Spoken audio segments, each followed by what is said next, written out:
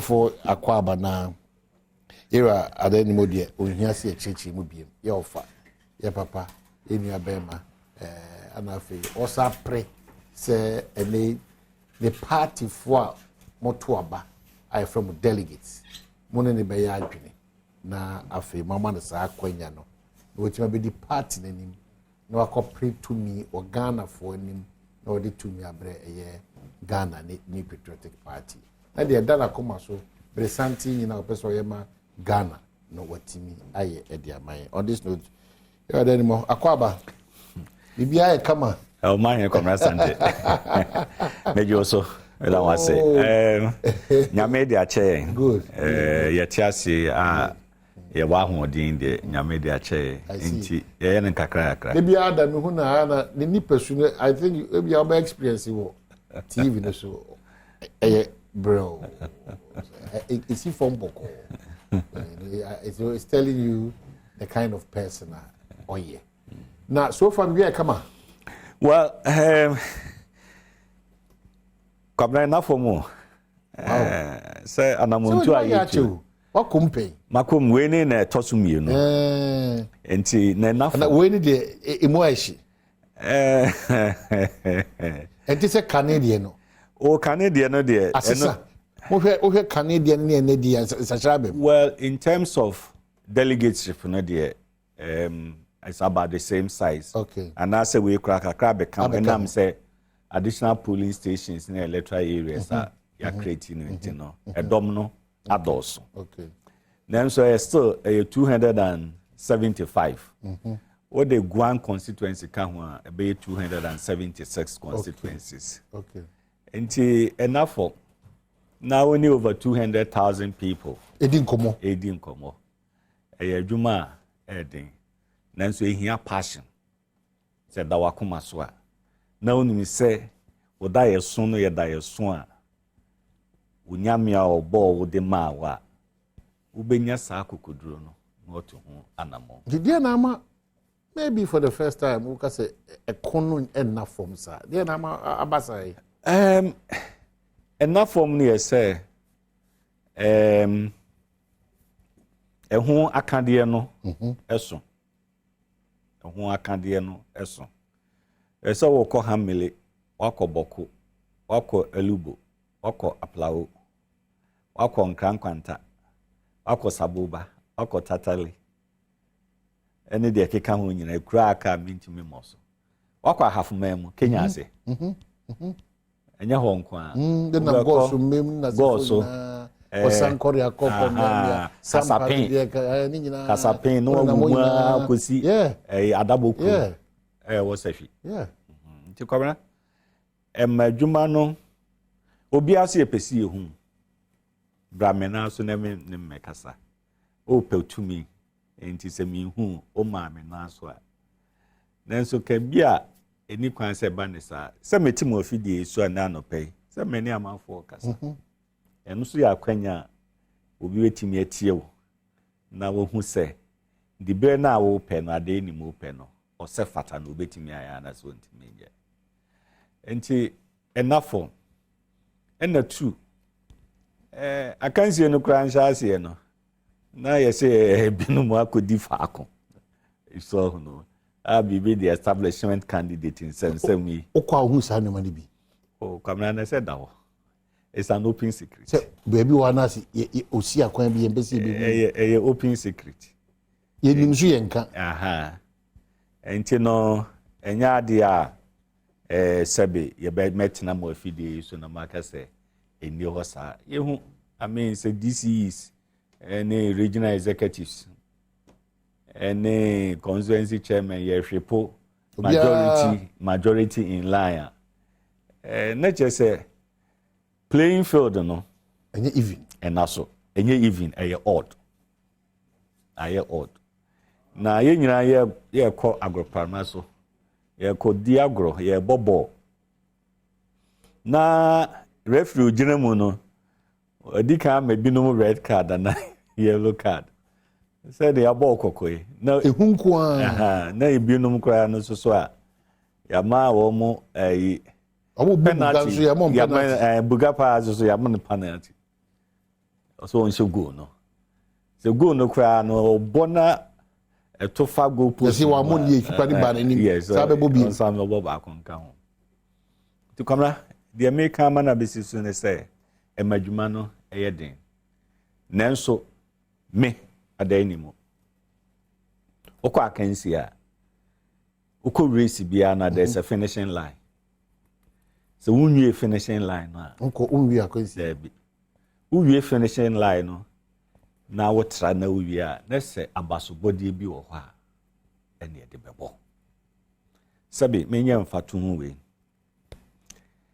emranti a omoko 100 meters emre bi na abranti Usain Bolt ene America for a wo mtumrika the Kalu ni Ben Johnson mu no enti se Usain Bolt wo mrika 200 meters mu na also kwamna asante o ka ho a obeka se Usain Bolt nti wonko dabi ebi se bia wo mutu ye na Usain Bolt ko na kra beti menya issue yes e wona wafa woko na wo wafa woko enti e ho ne aba bedre e se aka nipa nan nipa nan no so e wa aka nsie ni mo no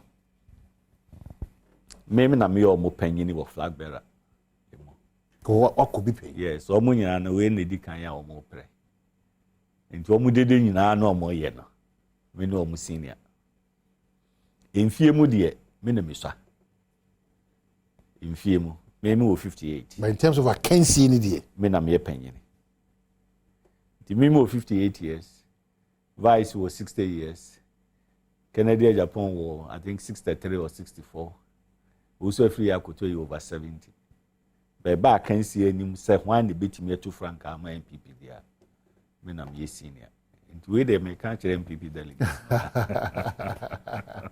but there are some because region bia constituency bia any unkoma o de kohonom but the general message for delegates are ekoto abanyame adoma e memende da enimi e dey na odi 1991 abedu Sam Pempenso we okay kora mame mboso de di kan ye hu se emfie nwotwe bia party mienu akese mienu MPP NDC e ba ben mu a emfie nwotwe dura na asesa obia ntimi breaki 8 MPP there yes afi we in 2024 afi ebeko mu abato no de ensi da ene pese esie ni enim se yebetimi nsoso aye ebetimi abem na se ebebe mu a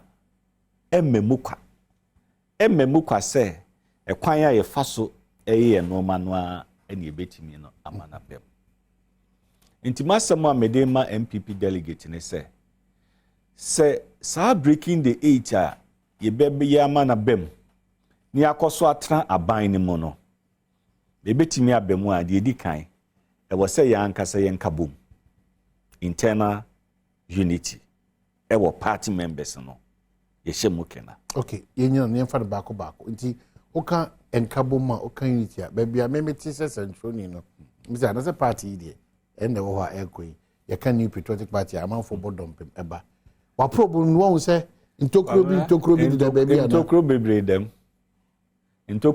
dem ye sere yanim ye mura yetiko dodo na edi yaw na me tena fidie so na meka se de beya ye benya solution enkabom beba gise pepepe ye ho ene de nkabom eba esisie ba pe ka hu se papa mu ni ba ebeba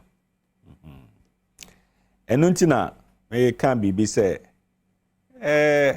party mpanimfo dodo no se yedi ba ko achi a na yen aka de yen yeden a source of what disunity ye ba ban mu yes because you who know super delegates elections party baako wona ye akandifo no dodo na ko afa nti mo so amaka no yen yeden mo nya de yes na a source of disunity sanity sana mimi hono enti amadodo no edi yaw ya ba ban mu mfie be enso ni edidija soso wo ho edidija soso ese ne mu na nenam chop lefa it they bring from face edidija eni mu na nenam ene kwamra wo kire me no chop lefa chop lefa it they bring from face from face yes na say be fan your face so nti ye be sere enim so be mura yetiko so people are over from no money more party ni sa na wo ma remember one example party ni co opposition 2008 elections from 2009 to 2016 ni opposition mpanimfo a na yemra hye bedwafo a samre no obo pray ye boa ye de bibia support party no ye ba aben mo no a wo man komra hye bedwa bie mo no dodo no aban ba ye no wo mo anya ho hwe but our contribution is sustain the party up to this absolutely bosume bia e beti waketua e beti bi special contributions over here o constituency other constituencies special organs women's wing nasara tescon programs na wo ko na wo bo ho ka enti wa prapra wo hu nyina de in the name of the party said ye be ya ebeba ne kokun aboa ne ba ekra na ne bonyono no kra ne se dem obi enti all those former MPs some wa kwanya na muni be ombekasa bohu ewo ya odi a ewo ho enso so more structure nejuma nti omuhu se sa tokro no da ho I so mo feeling na sene ebia ye hu so ye anya ho hwe eno nti na me meti afidie so America se ye bedi sa nkunimdie no a enoma miensa amaka ho asem de di kan ye nkambo mu no unity was se ye hwe ana wasa ba edidija ne nyina wo ho enti ema ya ho ode no esote eno kra de apathy eba edi apathy ba and ye hu bi 2008 elections into 2009 no so obi edi ya no visa mfie nwotwe manya so mfa so dia edi ade na hye nkran se mensa nkonko bre na me bre wi a edi mfa so na menya efri so ya azu na ejina bedwom ejina simpie so ne aka amanyosem de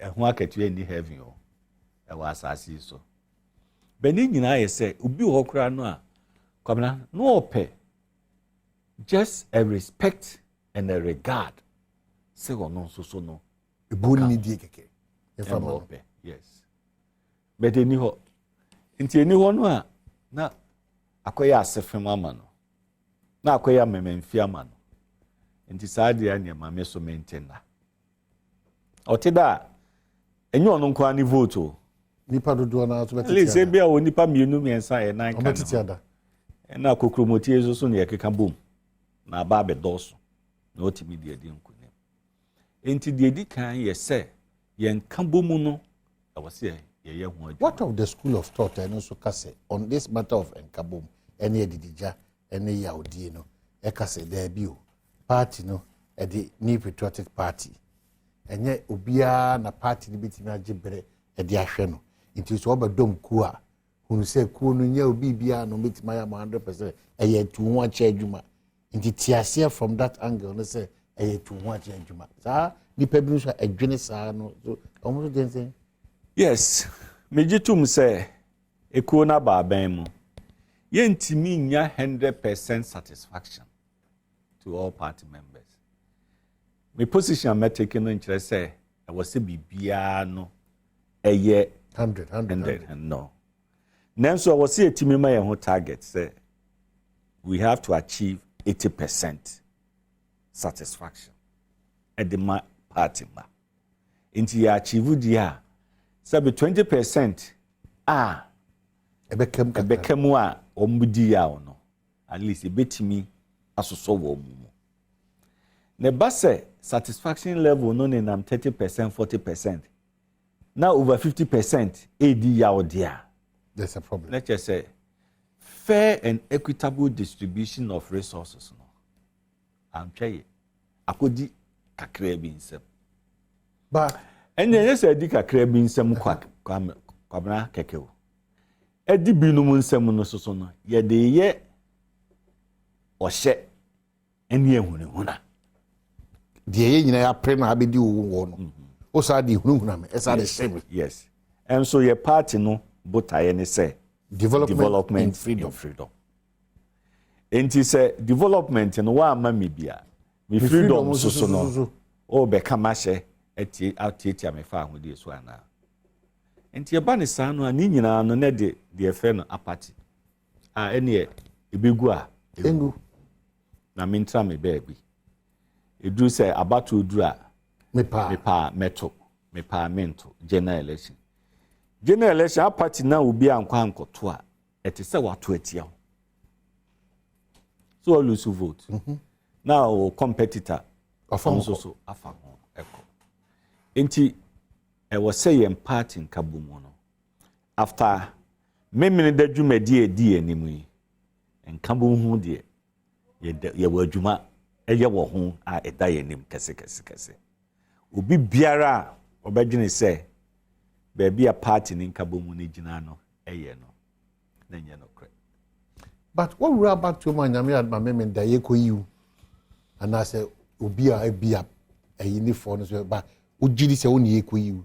But from the word go wow ya kase hihye ni bi ho atosi ama agopama no so bibia anko pepepe but raise sa issues with the ama ona ehwa abato obo party kwamra ya ka ni nyina yaka ye be hye dwumadie na sekra no be kai a enipa du no enipa mu enkron ye de krata akoma national council say enka super delegate election no ye nyina ye nhia ofaako ne ento as compared to 2014 no a ye tone no original centers no bio ye sadi nsusu ye ko say enka ye ma akwanya na super delegates no obi antimi ento abanyimu enipa enum enam say yem constitution no botaye ne say ye buro enum a ye bekọ akosone so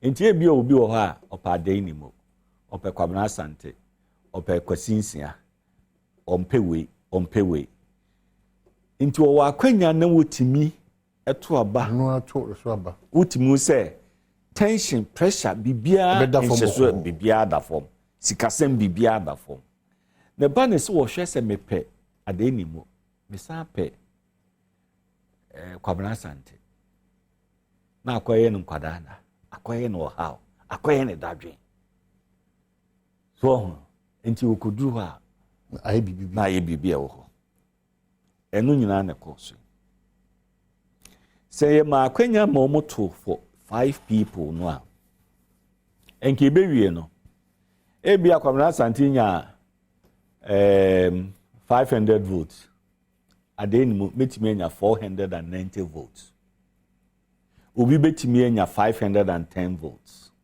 so no ebobo ho enti yen kireye se why na ebe ye flag bearer en obohu se enam so din se obohu se we ni betimi yes na fe ye jaya ma edom kese no se enipa num nenie monhwe obi ankari obi a sansusu yenso ye de koye no omubogu enti ebo sa no ma mienu gu ye no na fe ye guidelines for the super delegate elections ma yenye campaign ye twere wo mu motro krata ni ye tintim ye black and white ma yenye campaign se momofa wona eto aba no aye delegates obi nkosie baabia na enso so no regions ni bi wo ho a the constituency chairman for our mere delegates echo that hotel nada na wa mayi glasses nada na wenyi na akoso a mo anka wo hwe kwamna yaka wonsem okwa Ashanti region Miami region the chairman for no koda another hotel ben fu me ya we me ya we ben fu me so ana one petition kwamna ade e bechi ne de omo akoto no no omo akoda na ade achi ana chairman for na de omo sika ebo abo omo sika no ano ka obebo awo ni sika no akoda hotel said ene ofira dwa sechere duma se no oda ne kromu a hwiebe don hwiri mienu memenda no obetimi abedu abeto naba ofira niwedu biase na imu awrem so se mu nyina mutimi koda bia ba koda hotel baako ho na mokoda other regions ni bisusu ho a ekokoso enso ye twere say there shall be no campaign. Na election committee no mon draw more attention to this and yaka ni nyina empo memene da dwumadi so say asan atwere no biem said there shall be no campaign. Na memene da de no de be ma na ye de ni say dom ne doso tu campo en campo nti oba ya waso central baby a multimedia mo we ya e won kran aha ya waso central delegates wa e bi ombro 1000 nti dodo say na akofo mo campo om na dodo say na wo ko campo om we eno na ama we nanso super delegates na ye de sonne sono ye se ye de sonne so yankase ye de koyi flag bearer yankase ye de ko kire hwan na ye kire se obey flag bearer nti yenya ade a ye bewie no na bibia mu da ho level playing field na da ho enka mbehu ahom keka egoku no mo nti ewie ye nyina ye hu de akoso aba bedru samre nti ni nyina no contribute to the disunity in the party. Yes. Nti adwuma de obi ye and that is the first point. Sasa na tiare yekoyiwi.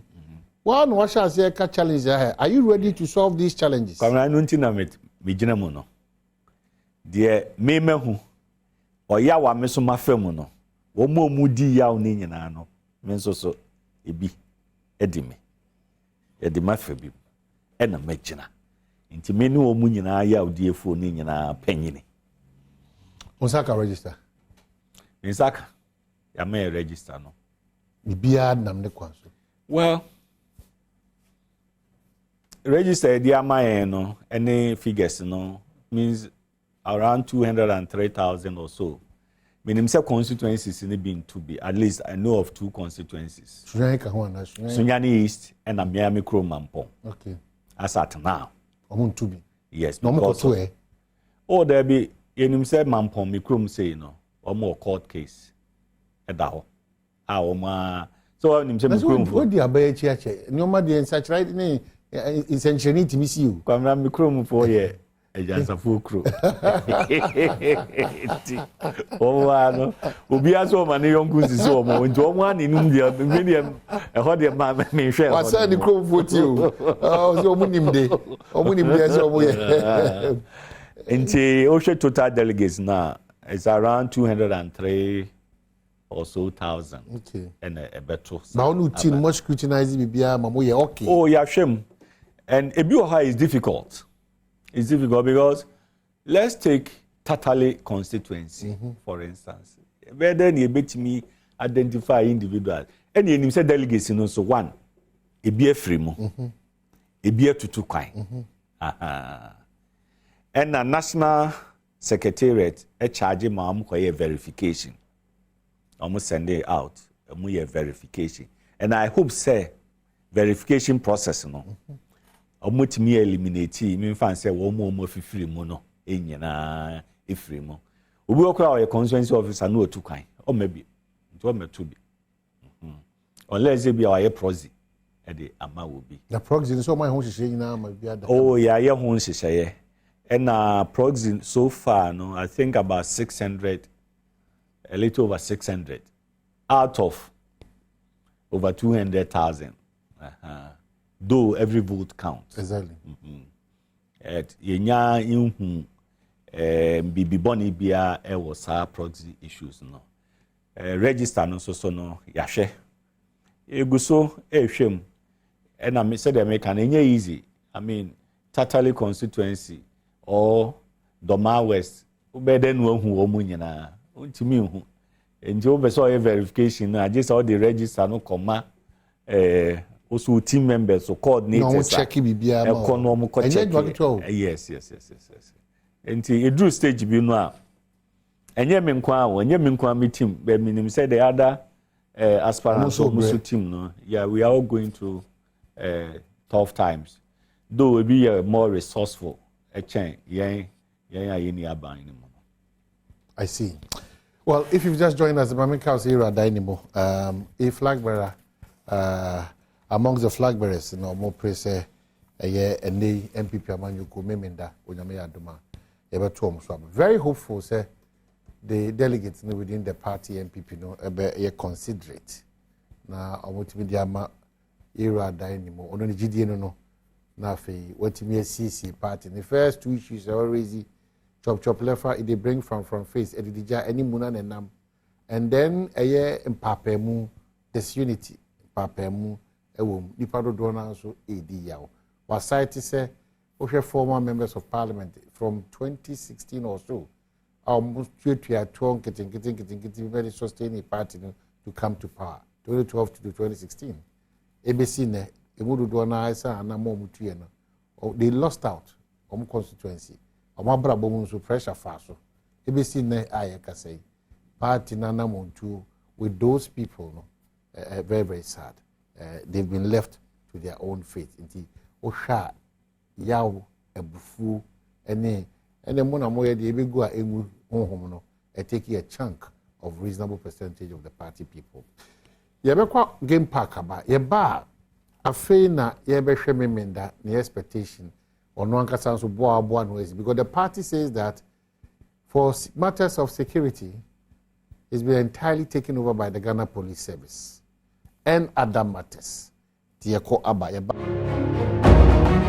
so Eddie Bebro ewa han say Mamen Ka was St Andrew says say on go so on J mo frase on ko S SHS 1 ndi wacho BC so hwe na wi Africa na wo hwe ni say so hwe no who krata beba na enye osi akwan edemaw ubetim ne St Andrews SHS for akasa ebro mama akwanya na watimi akọ no SHS 1 no wono campuses ni bi wa sinfosu enkran hanso bi wo hanum sei new edubiase bi wo dunkwa no frin mankasim ana shama ne sehwiasa nwene so hyene so eno echi so me kai sei bia na pese ofre kraji ho nimde ebo nkomo ansa na wakobia ho a eye 0244696911 and 020-789-1004 na watimi ne won edi inkita ho makao se kel charcoal toothpaste na ye recommend and ye come for my abusuaku ahodo nyina kanene na ye body tree ana afi bidi a yakasi ani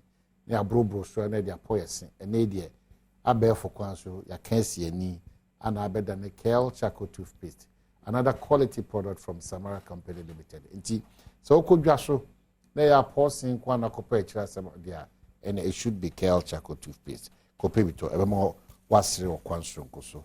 Na afi maka o say ene so Malcolm blood donation exercise no onyame adma on the 2nd of November Malcolm and National Blood Air Service no ona ka omo ho abom afibia na ejumadi won edi afibia no ejumadi won edi nationwide blood donation exercise ya wade da enimi the 2nd of November from anopa no twepemu ekopem enwumre no nan pemu enti oko Malcolm wono stores a mebebobo acho ne baby obia na every second Thursday 8:30 to 4:30 pm no benya bi ombudi sa ejuma na di amawo nti de dika ya Malcolm Plus North Kaneshi said me de bekoso onum Malcolm Plus Achimota Malcolm Plus Spinters Malcolm Plus Tema Malcolm Ashaman Malcolm Kisiman Malcolm Kofroja Malcolm Nkoko Malcolm Ho ana afi hohoi ana East Legon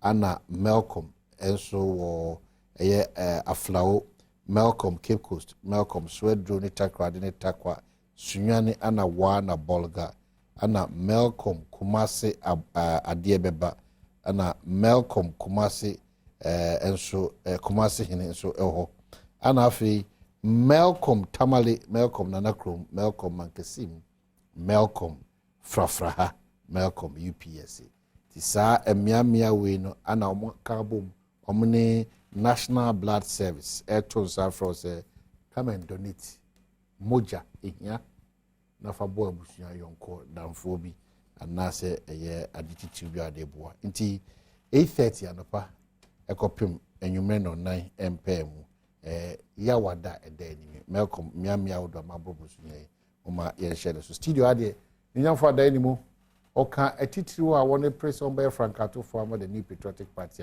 yekoto on so aba onyame adom amemenda we wa sha ase abon komoni bia ntia fe no abeka ho a ye toan komono so ne gibe ye aduonu a na se edunu meda animi na ye de komo twetwe ne eba na we yansa.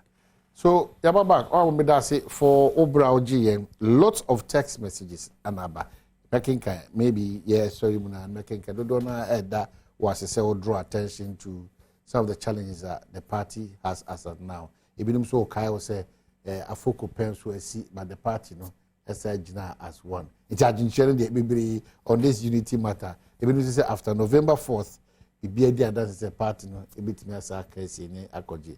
Ebinum so eda was say was still so breaking the 8 you know doable and not possible. Nti what was on that score obi so abusa say and Baumia amamu omo campaign manager and I say yo head of say obetime CC nipa bokoa obaji atuma na eno de unya no because wa na wokwa da ebinim susu ebinim dia manyo say debi beka tribal issues abem ebinim say wokwa sentiment tema wa ho ode ti sen wo no wa ho ode wo nanso sene nye ukromfo nyina so and a better witch. So what you say? Yes, in himself sentiment na ye party no. Holding kese ewo. Na we must be proud about it. Say ho na ya holding kese wo ha. Ye de hwa ye ho. Say nyam fom so. Metaka asem we. Oko English amem kura no a. Labour Party ni Conservative Party. Tembe omo fo omo mpanimfo efri a we English ni. Bibia nsi ho kwan. Enti mahoden wo ho. Okwam adanse a me wa hoden wo ho. Amanse miguso. Me am potem sechere. Potem nyina offenso ahafu. Ahafu ano. Kumasi fie. Me azo so no matena kumasi baby bebre. Asantime matena baby bebre. Enti me wa adofo me sa ko school so bebre so wo ho no mo. Enti ye go so free samre enkose memene da no dodo no aso beti masem ase masem a me ka ne se ye hia enim foforo a woni aban we hia enim foforo yes onye a part member of this yes on call this government enti nipa nine na aka the straight away wakati eye afiri akotoni baomia wayi o mafiri asin ena kana Japan so no obeka so wankwa aban nim bio na bocha man na we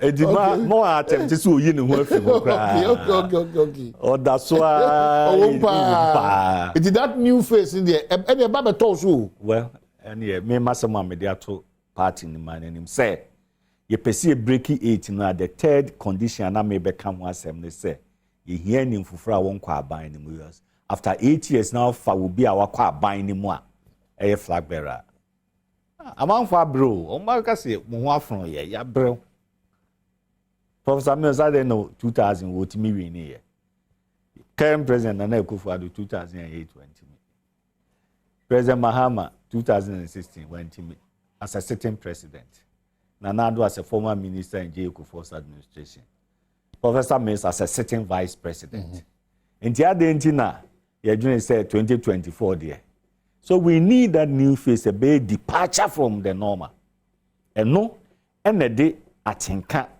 any in Kenya foforo e be sign aba perpetual the aba and I think say a very good say me musa ye flag bearer hopeful say on car party for na sem dia na ba ya ma party ma welfare hu hia me enti me policy amede aba fair and equitable distribution of resources. Meaning party money we bring. Obi o ni kro bia ne ba various recruitment, GES recruitment, security agencies recruitment. Ebi no mo pe a omo pe kwanya a obetimi na obi akasa on something. Enti party welfare, party ma welfare no de e fa sa no ma we mu nyina. Me adenimo me hwe say fair and equitable distribution of resources. Enkudi mamponkwa. Debbie. Enkudi mamponkwa na is skewed. Aden mamponkwa na eto aba mame. And yes, sir, oman no mu nyina. Ebi wo garu. Ebi wo kulungogo. Ebi wo kumbugo. Ebi wo golu. Ebi wo jomoro. Half a cent. Tikobo number 1. Ebi wo aplawo. Jolukope. Ebi wo honomo. Enti adenti na ode kwa akoshe baby baako. Woye ne saa no a. Enye amemu papa na eba because amemu bia no ya. It is to ensure the equitable distribution of income. Ube bridge the gap between the haves and the have-nots, between the poor and the rich. Also distribute that income in that manner. Enti me catch a perpetual say, ade ni mo de pepepeyo ene no kredie values a me de be ye madwuma. The tosu bi me hwe say constituency bia no ebetimi anya I establish an income generating venture every constituency. Enti na nya say party no aban mu ye ni aban mu ye hwe say obi won kran. The constituency na ezemo ye bibia genetic ska de ma. Edihwe constituency party no. Mo de come aye. Mo de come naming ceremony, mo de come adore various functions e bia mo amo ye mo annual constituency conferences. Support beba, but at the constituency level there must be something. Tony Mensa say ade a party mo na mo de danko buzi adomo na ba. Adna mo pese mo ye osi akwa ma domo fo. Yentwe yen constitution mu say ye frɛ bibi dankwa dombo buzia tradition. Ye kasa eka ka na ebinu aka. But look at a constitution ma ye motto ye development in freedom.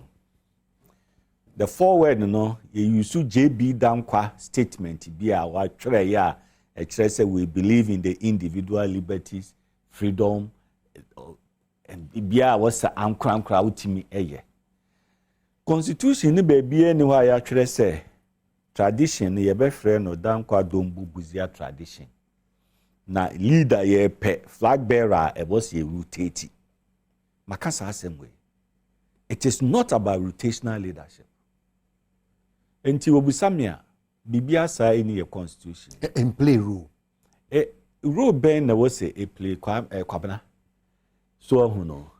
Eno nti no eni kwan ebinum na afa e no mo hye e no mo de sa adwen no hye tirim. And a part of the disunity eba. A part of the disunity. Me free a infinite man temkrana me self atakra. Esan say yes say kohanintino. Yes. I rotational. Yes. Ni kwa say yes sir. And to make right the me the formula be by.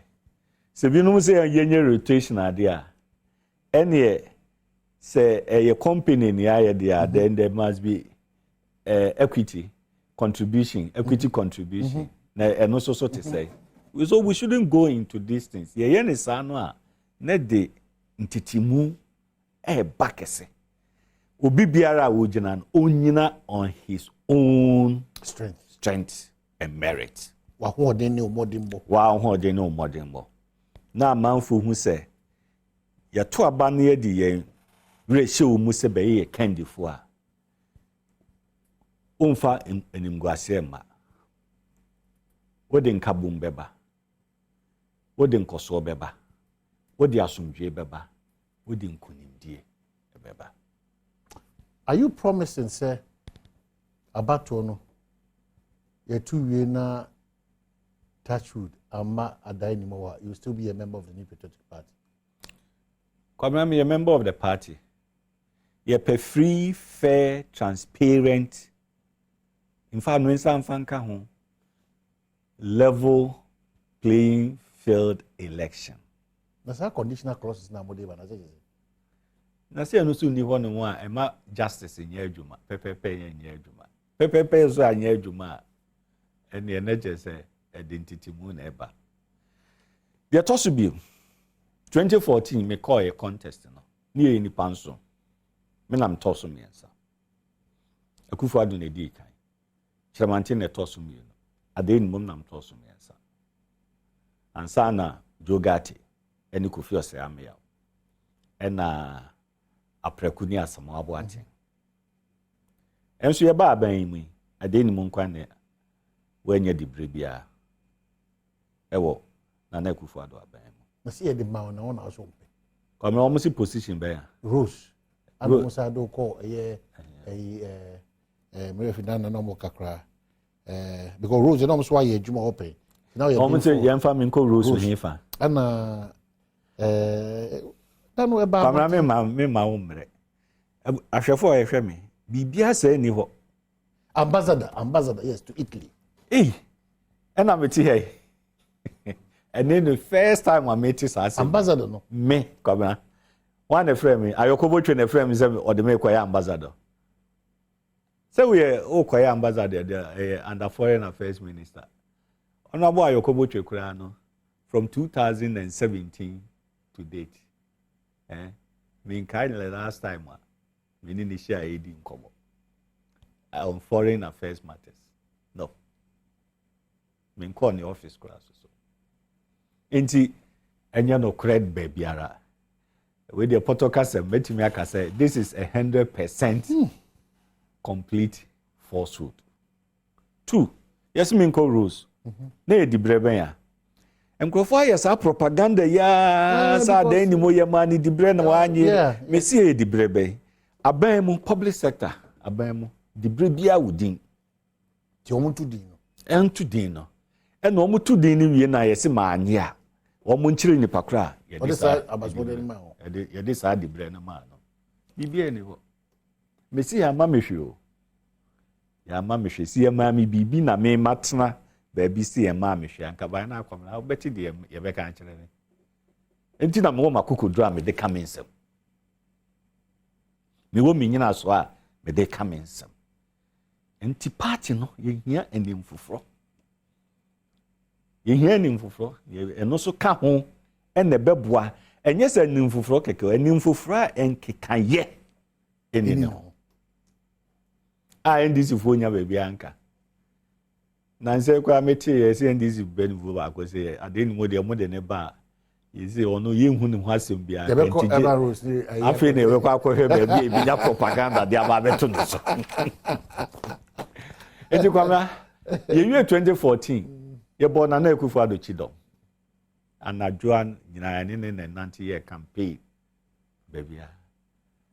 And so still many the brain but that's a party ba. 2020 kra me se me call parliamentary primaries, me call parliamentary primaries 4 parliamentary primaries 4. Wonya bi. Yes ye mame. And so me gina kon eje. Me gina kon eje. Me say no way I was say mam ka bi adwuma ye party no. Adenti. Boni be na mayi obi. Me nye party ba. And me contribution. 2016 and now manfo Tescom programs bebre. Ye frem krofo anu omo twetwe omo ho. Ebinum si yenye enti omo nkose omo sika. Me adenimo. I am one person. Samuel Okuni me dance ni. Tescom programs across the country. Na me diso akone abasa obi afrebe. And then most of the Tescom members from that time to date, ebinu ye constituency officers. Ebinu ye puli omo nyina omo nim. Omo hu me omo se won no be pawase mo nanso nam si nanso de. Nanso be na ade beta kire. O se usikaso. Kwamna ne sika bato ne yebeto. Ebere ti hwe camera ni na phone se ma o de ma delegates ye ti be share wa bi ba. Kwamna me da say Adom TV Badwam. Muamu amakwanya dia MPP delegate. Memene da. Ye bekọ akoyi ye candidate ye de ne bekọ Ghana abatu edwaso. Ye be pese Ghana fo beto abama no na MPP asan akoso wo amemu. Enipa 9 na aka. Me adeni mo me na me toso 9 on the ballot paper. Number 4 on the ballot paper on 4th November. Me na me so aban no me nka ho. me na meye ni mfofra nkekaye eni ho a me di nkabo mu ebeba ne fa akwanya so ne mo akasa se delegates amutie me mo amonye enye delegates kra mo ye MPP fo yen kasankyere MPP delegates se wo munyina ento aba emfa ma adai ni mo adai ni mo na breaking the 8 no ye de be fa ne so enye sika abato ene ye beto ne memre da no abeka se ho na bre mi sika kese na ho na amre mi ebre mi sika ketwa ene ho na amre mi sika me adai ni mo silver and gold have I none. What I have is peace, unity, prosperity. P-U-P. Okay. Mama Nasi, we are waiting for Saturday. Onyame ento inshira engu nsema hodo akaso. Ebe shia ni edinkomo. Omaye ko rasa tumi da wase pa bedase. Na me so inshira mo. Well, je brehwe enti ye dase pi the entire team, so we are grateful. Onyame adom echina ebe shia wa no.